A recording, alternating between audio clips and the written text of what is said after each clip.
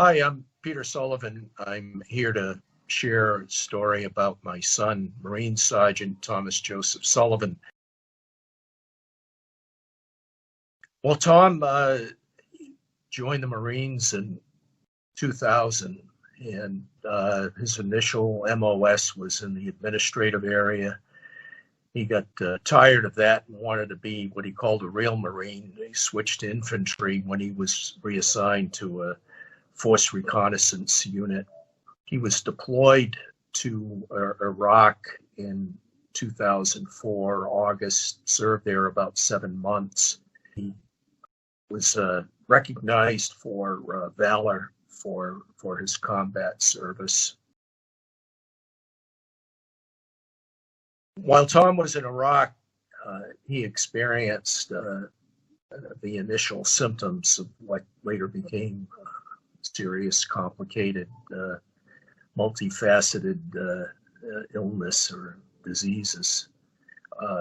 One of them, of course, was congestion, something that many of his comrades experienced.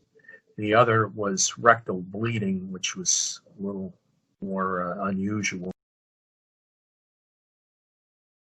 At the next step, really not much happened. He received a medical exam of a limited nature, which found elevated blood pressure and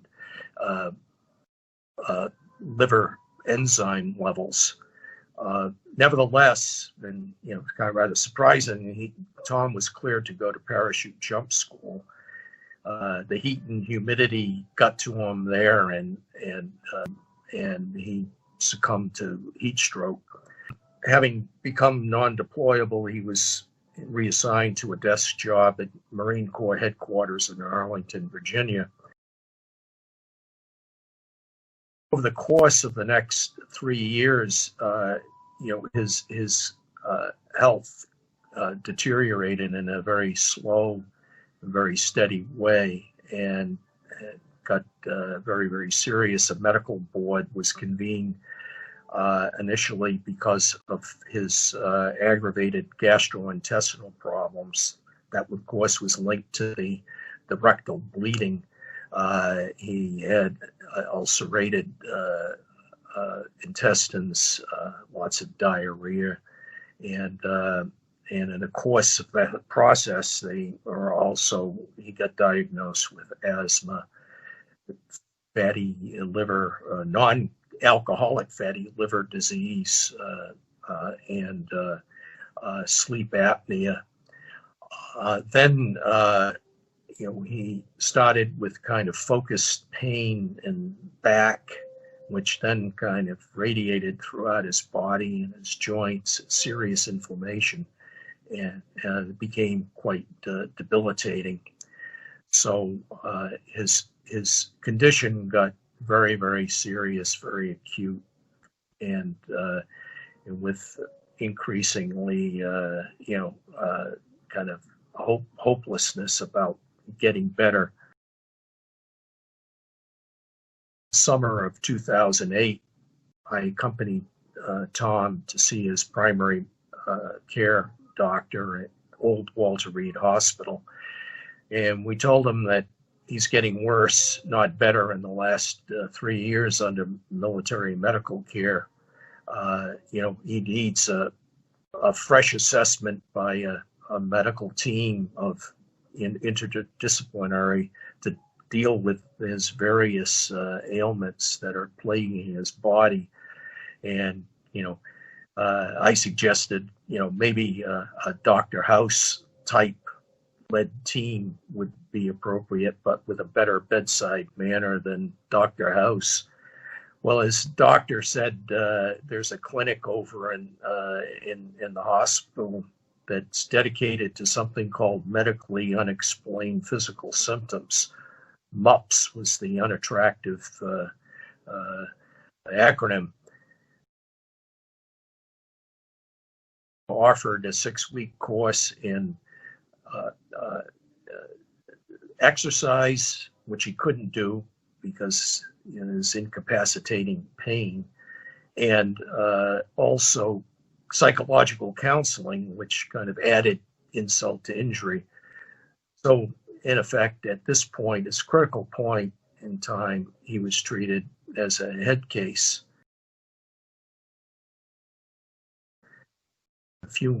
Couple months later, he was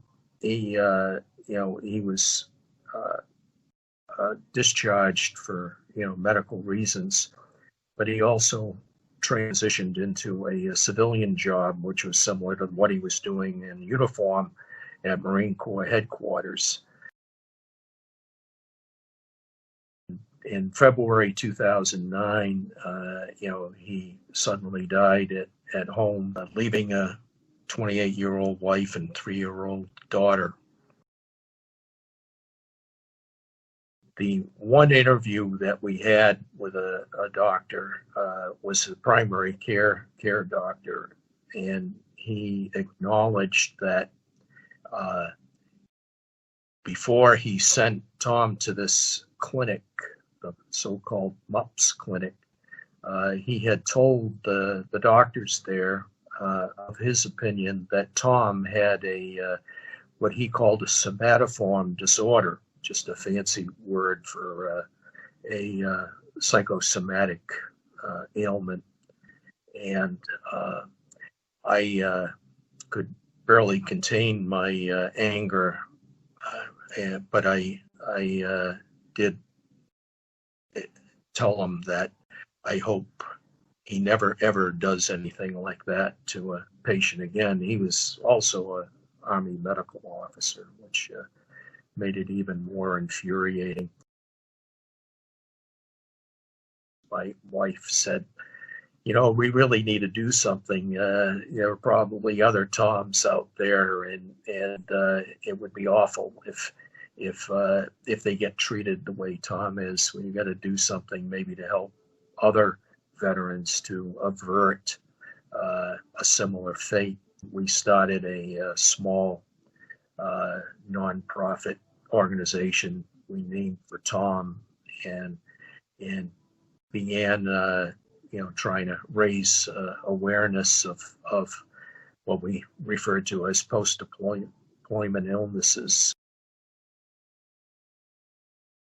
Only that those that listen to the presentation that I've given and others on your website, will not lose heart. It's as I said, it's a long slog, but over time, I think we'll gain some momentum if we continue to stay the course.